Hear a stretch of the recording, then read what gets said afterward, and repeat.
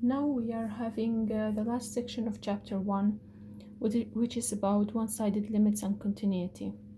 So far in the last section we talked about limits, how to evaluate limits, what are the methods for solving limits if it is 0 over 0, if x is approaching to appropriate number, or if x is approaching to infinity or negative infinity. In that section we are going to one-sided limits. What is one-sided limit? It's talking about the limit of a function when it is approaching to the given number from left hand side and from right hand side. If you remember from section 5, the first thing that we talked about was limit of a function. Okay, this one. We had that function. We had the x was approaching to 1. In general, we said when we say it's approaching to 1, that doesn't mean evaluate that function at 1, because if you put 1 into that function, it gives me something undefined. So what we were doing, we were approaching 1 from left side and from the right side. Approaching the limit, that number from left side and from the right side, we were checking the behavior of the function. From both of the sides, the limit was approaching to the same number, so that's why we were saying that the limit exists. Okay, we have got the limit, we know the value of the limit, and it is equal to that approach number from the both sides. Okay, if we get when we are approaching a number from left and right, if we get different values, for example, if we approached 1 from left side and got half, and but we approached from the right side and we got 1, half and 1, if we got half and 1, we say that that limit does not exist. Why? Because the limit of the left side is not equal to the limit of the right side. So if the function does not behave the same from left and right, we say that the limit does not exist. But if the function behaves the same way from left and right, we say that the limit of the function at that given point exists. So the general idea, the idea of limits, whether they exist or not, whether we can evaluate them or not, depends on the left side and the right side, which is called one-sided limits.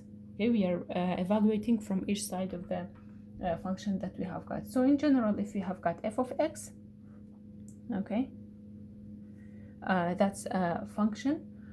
We say limit of x, limit of f of x as x is approaching to c, like that. Okay, if that's equal to L, that is the left side limit. Okay, when you see that negative, that means it's the left side limit.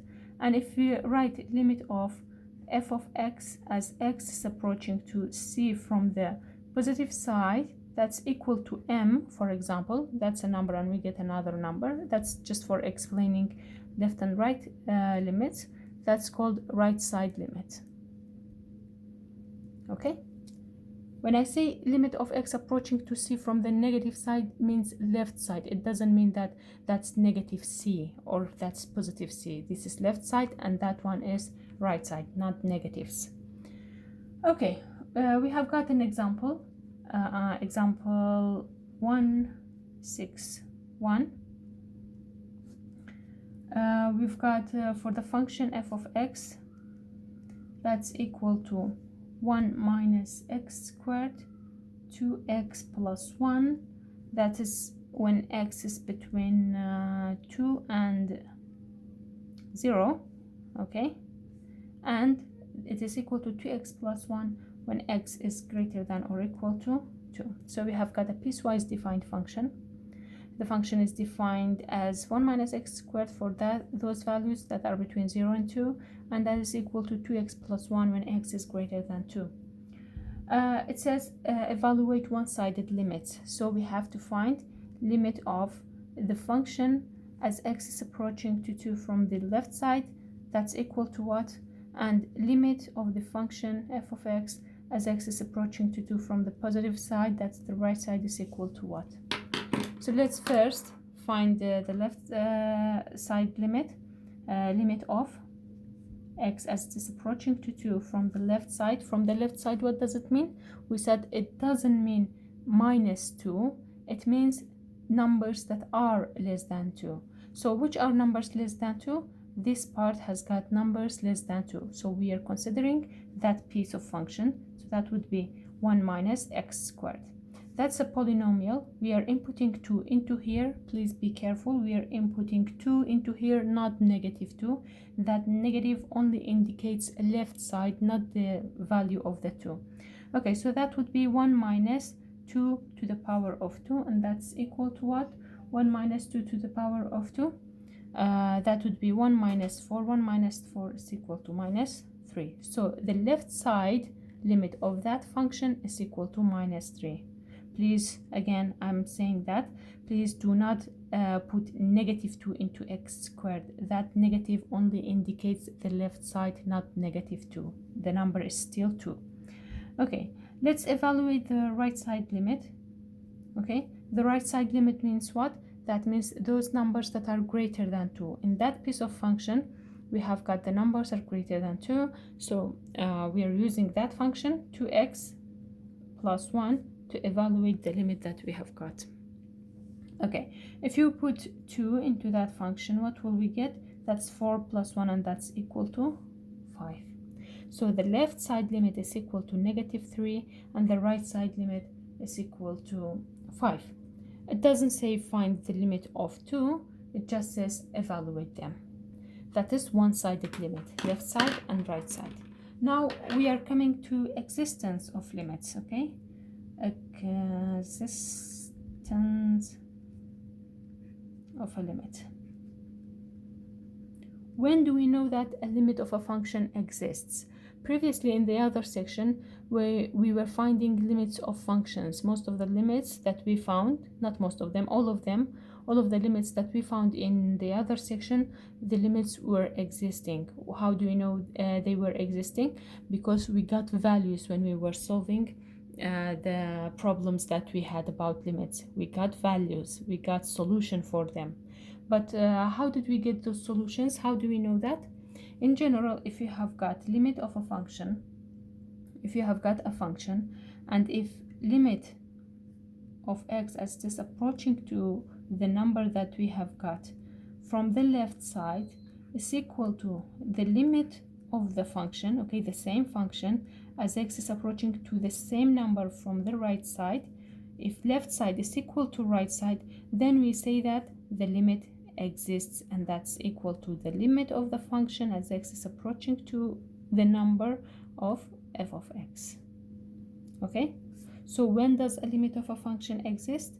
When the left side is equal to right side. If those two are equal to each other, in general we say that the limit of the function exists, and as x is approaching to c, and that's equal to the number that would be given here, or that we will find. We've got an example again. Example 1.6.3. Determine whether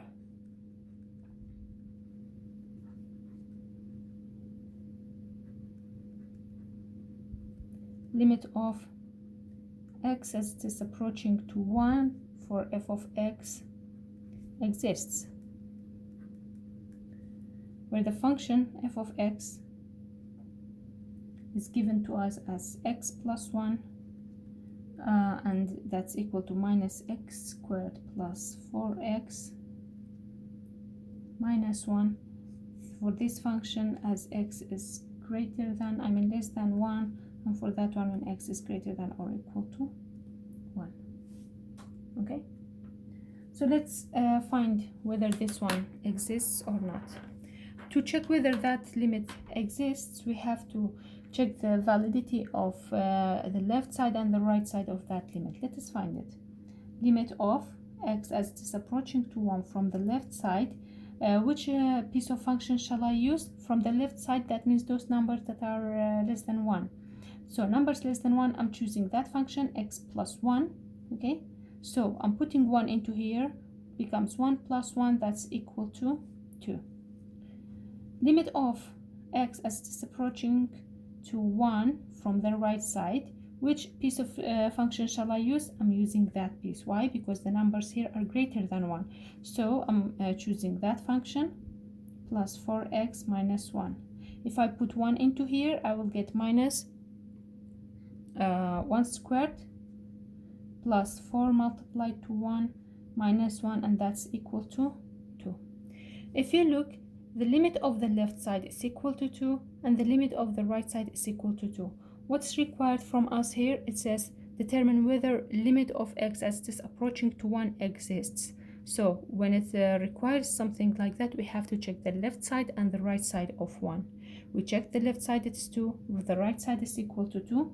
So limit of x as it is approaching to 1 from the left side for the function that we have got is equal to the limit of the function that we have got as x is approaching to 1 from the right side. They are equal to each other. That's equal to 2. Okay, both of them are equal and they are equal to 2. So the limit of the function exists, okay, and it is equal to 2. Okay, so the limit exists. I will write limit exists. Why does it exist? Because left side is equal to right side is equal to 2. Limit exists. So if limit exists is equal to what? It's equal to that number. It's equal to the left side and the right side. So we found the limit of this one depending on the left side and right side, and that's equal to 2. That's about left side and right side. Let's move to continuity. We use that concept of left side and right side of a limit for continuity mostly, okay, to check whether a given function is continuous or not. Okay, so we are coming to continuity. We have got continuity in general, talking about it. We say that a function is continuous if you can sketch the graph of the function smoothly without any cuts, without any holes in it. Okay, so a function is continuous if you can sketch the graph of that function continuously without any holes and any breaks in while sketching the graph of it. That is in general talking. How about if you come to the definition of the function if it is continuous? A function f, we say that f is continuous at x equal to c. So we say that a function is continuous at a given number, at a specific number, if the first condition that we have got, f of c, is defined. Okay, what does that mean, f of c defined? That means I'm putting that number that I have got into the function. If I get a number out, if I get a value, that means the function is defined. It didn't give me anything undefined. So that is the first condition. The second condition, it says if limit of x, I mean f of x, as x is approaching to c exists. What does that mean? The limit of the function exists at that number. That means we have to check the limit of the left side and the right side of the function. If they were equal to each other, that means the limit exists and it is equal to that number. So these are the two conditions. When you're solving this, you get a number out. Okay, for example, you are solving it and you get a.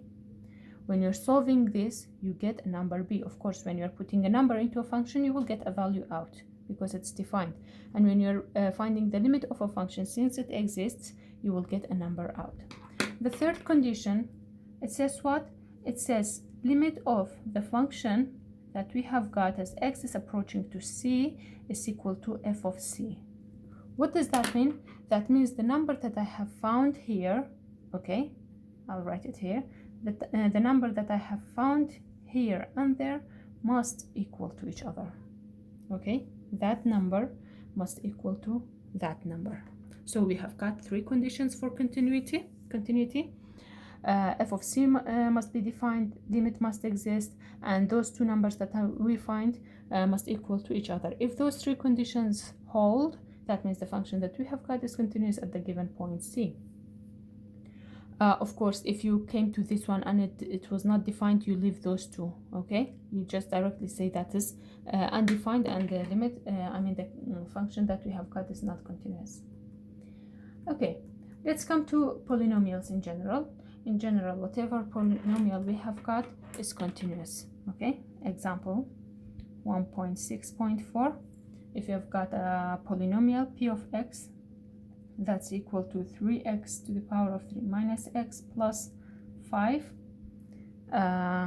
check the continuity of that function at x equal to 1. So a function is given to us. It says check the continuity of that function at x equal to 1. What do we have to check? We have to put the first condition. We have to put the number that we have got into the function. Okay, so the first condition is that we are finding p of 1. P of 1 is what? We are putting 1 into that function. 3 multiplied to 1 to the power of 3 minus 1 plus 5. Can I evaluate this one? Of course. 3 minus 1 is equal to 2. 2 plus 5, that's equal to 7. So the first thing that we have got, when we put the 1, the number that we have got into the function, we get something defined. We could solve it. So let's move to the second condition. Second condition, we have to find limit of x as x approaching to 1 from the left side and from the right side. But since we know that this is a polynomial, even if you find left side and right side, it would give me the same result as p of 1. So that will be 3 multiplied to 1 to the power of 3 minus 1 plus 5, and that's equal to 7. We studied this one in the previous section.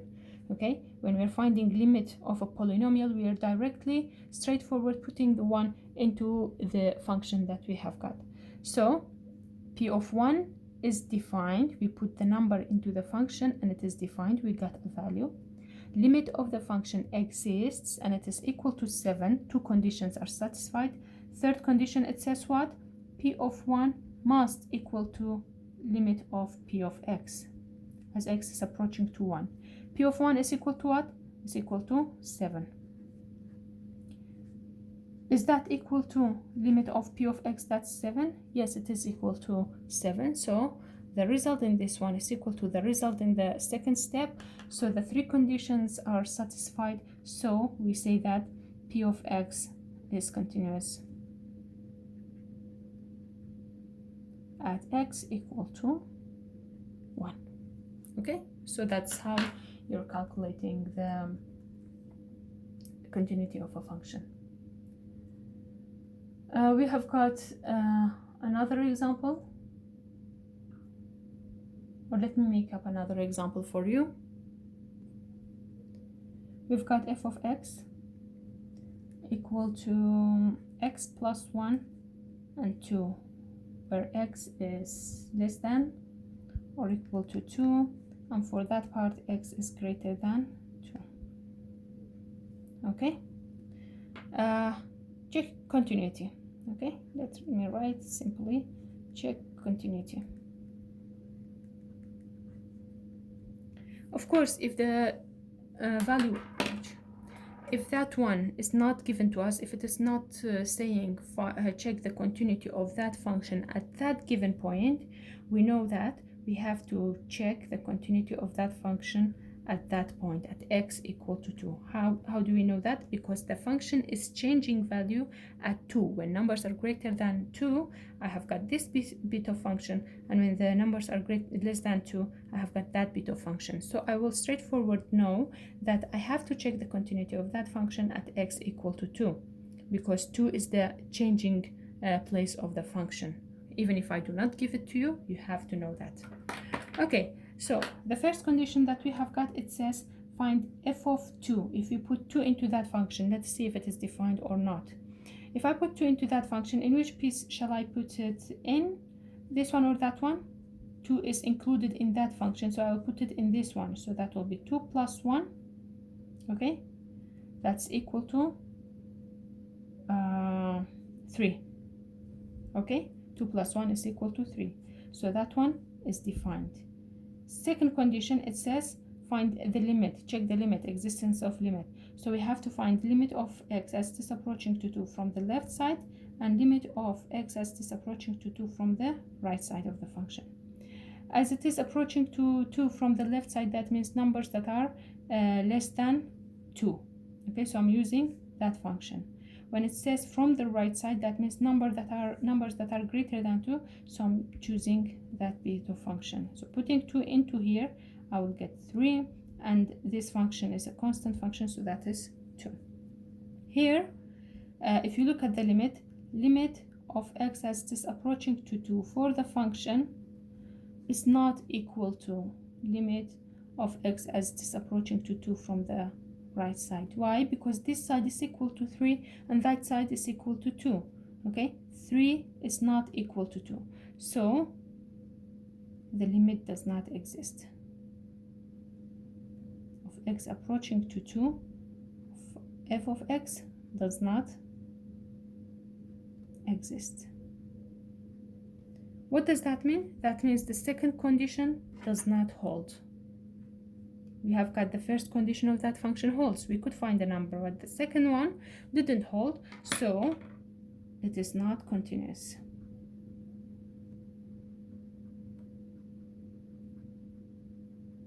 Okay, you don't need to check the third condition of continuity. Why? Because we already know that it is stopping at the second condition. The second condition does not hold, so you simply say that the function that we have got is not continuous since the second condition does not hold. Okay, we have got another example here. It says discuss the continuity of the followings. No points are given here. It just says check whether those functions are continuous everywhere on the real numbers, or what are the points where those functions are not continuous. In general, when we are talking about continuity of the functions, in general they become discontinuous at those points where a number is making them undefined. Okay, if you look at that first function, what is the number that makes that function undefined? Of course, 0. Okay, so discontinuity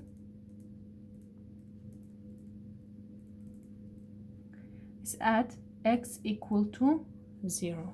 Okay, that function is continuous everywhere except at 0. Why? Because 0 is making a problem here. So when you sketch the graph of this one, you will definitely have a hole or a discontinuity point at x equal to 0.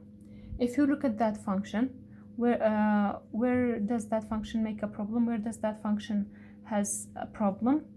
Discontinuity at -1. Why? Because -1, if you put it here, it makes a problem for me in the function. Since it is a problem maker, so it makes the function undefined at -1. So when you are sketching the graph of this one, you will have a hole in it. We said when we sketch the graph of a function, of a continuous function, it must not have holes in it. But since this one is making a hole in it, so that means that function is discontinuous at x equal to -1. Let us look at the other function, h of x, that's equal to x plus 1 if x is less than or equal to 1, and that's equal to 2 minus x where x is greater than 1. In this one, we have to check the 3 conditions for that. The first condition, if you look, f of 1, h of 1 exists or not? Yes. If you put h of 1 into here,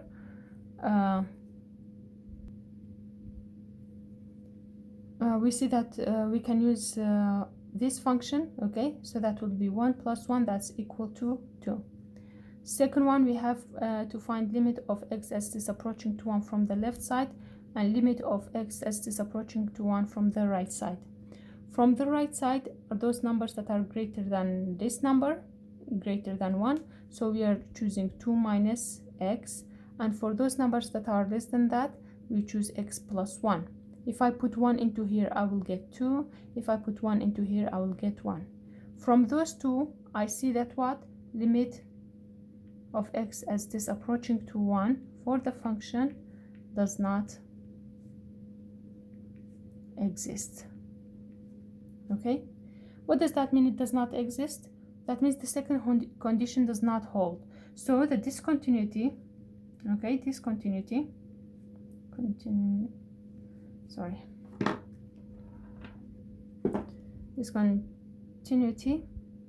is at x equal to 1. That function is continuous everywhere when you're sketching the graph of it, but it is discontinuous at x equal to 1. We have got another example. Example 1.6.7, that's an important example. I always love to have this example from quizzes, for quizzes, tests, or homeworks even. Okay, so it says for what value of the constant a is the following function, it's the given function, okay, given function continuous.